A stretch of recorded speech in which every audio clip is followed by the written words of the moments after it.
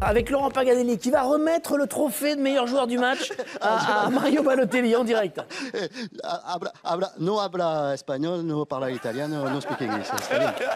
Che lingua parla? Francese. No. Per la prima partita es el mejor jugador. Si? Está contento, muy contento.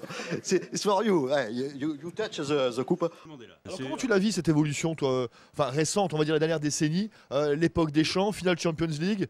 Je crois que là, tu vois, on a raté l'histoire. Je sais pas si c'est ton point de vue. Moi, je crois qu'on a raté l'histoire cette année-là parce que putain, on était à 2 doigts du truc, quoi. Tu vois, finale de la Coupe aux grandes oreilles, comme disait Raymond à Marseille, et on la foire, quoi. Et c'est pas de la faute. Personne n'est responsable, quoi. Je crois que l'histoire était trop grande pour le rêve, tu vois. C'est un petit pays ici, tu vois, c'est 2 km².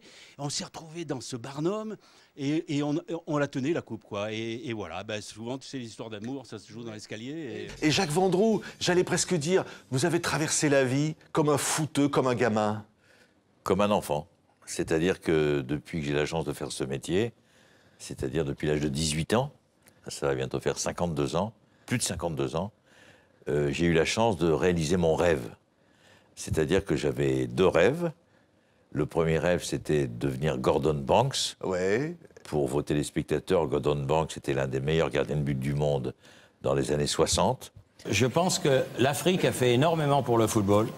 Quand on voit tous les joueurs africains qui sont venus jouer en Europe, en Amérique du Sud, en Asie, partout, je pense que c'était un juste retour des choses d'ici-bas que le football aille vers l'Afrique. Vous rappelez d'ailleurs... Sans oublier les arbitres africains. Pardon? Sans oublier les arbitres africains qui ont fait beaucoup pour le football y compris. International. C'est vrai. Pas tous. L'arbitre de la finale 98 était un Marocain. Recommencer une nouvelle saison d'RTL Grand Soir pour l'actualité à tête reposée chaque soirée. C'est un pur bonheur sur la première radio de France. C'est qu'une demi-heure désormais avec la grande reine des nuits qui arrive derrière nous, qui est Caroline Dublanche. Donc on va faire un petit passage d'antenne très sympa. Et puis toujours l'actualité qui bouge en perpétuel mouvement. C'est un bonheur de pouvoir surfer sur l'actualité sur RTL. Le Moyen-Orient est en ébullition permanente. Retrouvez l'expertise d'i24 News chaque soir dans le Grand Live pour mieux comprendre l'actualité dans cette région du monde. 2 heures d'infos en direct depuis Tel Aviv. C'est le Grand Live sur i24 News. Sorry, no camera, no camera, sorry. No camera. No camera. Ah bah, il fallait pas le prendre alors.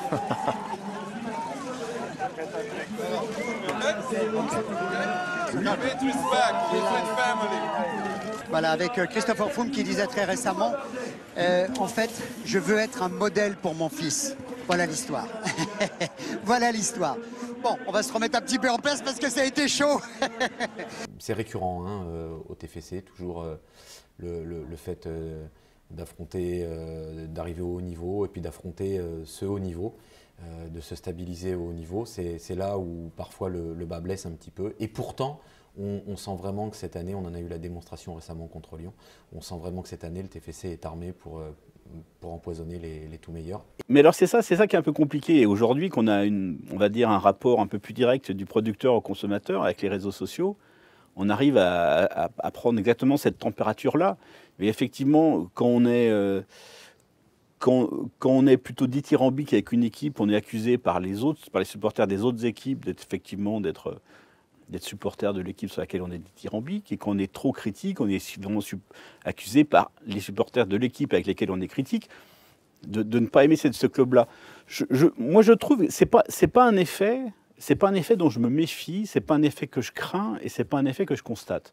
J'avais donné dans le classement Zidane, Ranieri et Deschamps. J'avais pas mis Fernando Santos, estimant que pour Didier Deschamps, avec l'affaire de la sextape, des forfaits dans la préparation de l'Euro, ça avait peut-être perturbé le sélectionneur et donné, on va dire, un peu plus de réussite à son parcours, même s'il a terminé par une défaite en finale. C'est vrai que Claudio Ranieri, j'ai longtemps hésité avec Zinedine Zidane à la première place, pour en avoir discuté avec pas mal de confrères chez nous à RMC Sport qui suivent de très près et le football italien, puisqu'on le rappelle, Ranieri est italien, est passé par Monaco, par l'Espagne avec Valence, par l'Angleterre avec Chelsea, et le football anglais avec Philippe Auclair, pour en avoir discuté avec eux.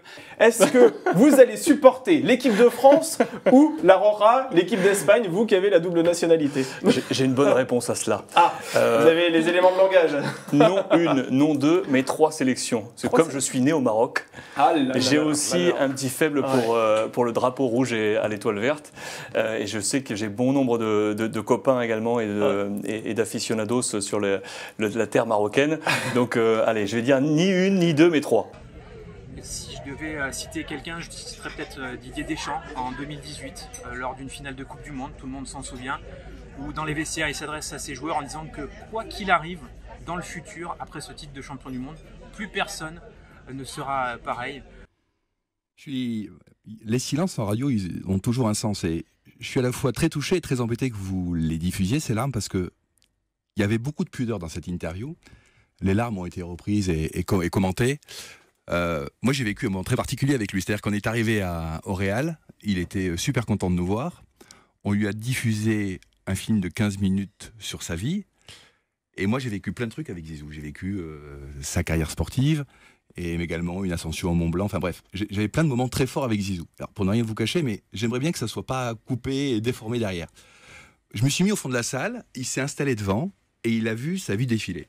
Et pour ne rien vous cacher, Philippe, moi, au bout de 5 minutes, je suis au fond de la salle et je suis en larmes. Et je me dis, t'as 50 balais, tu vas interviewer Zizou et t'es en larmes. Christian, reprends-toi. Je savais qu'il y avait encore 7 minutes de film. Bonjour Olivier Ménard. Quelle présentation? Je peux y aller là? Ouais, ça suffit? Allez, on arrête. Tout va bien. Tout est dit. On a fait la promo. On fera pas mieux. On fera pas mieux. Bonsoir les gars. Salut bonjour. Olivier.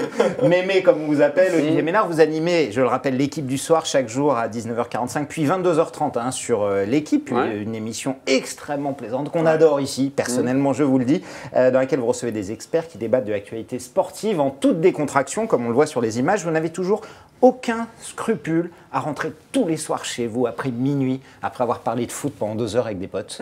Alors, je rentre pas à minuit, je rentre à 2 heures. Ah oui, 2 heures, il y a un petit débrief après, c'est ça? Oui, enfin, on prend un verre avec les chroniqueurs, avec certains qui veulent, c'est pas non plus, on n'est pas totalitaire, si les gens veulent partir, rentrer chez eux, ont des choses à faire, on y va. Ouais, je rentre à 2 heures et puis, je sais pas, c'est comme si vous étiez à 19h et puis à 19h, vous rentriez du boulot puis il fallait vous coucher. Ouais, c'est ça. En présentateur de matinale radio peut-être. Peut-être, ouais. Non, mais moi je rentre à 2 heures, je me couche vers 3 heures parce que je regarde des trucs. Tottenham qui arrive à se dégager, on est de nouveau dans le camp de l'Ajax et Llorente qui fait un match extraordinaire en tant que pivot depuis qu'il est entré en jeu. C'est une bataille et c'est Son qui a le ballon dans le camp de l'Ajax. Avec dans le rond central justement ce ballon derrière pour Moussa Sissoko qui va allonger devant pour Llorente, toujours à ce circuit préférentiel avec des Lucas incroyable. Il va offrir la finale à Tottenham. Tottenham qui va jouer face à Liverpool. Incroyable fin de match. L'Ajax s'est puni. De Lucas.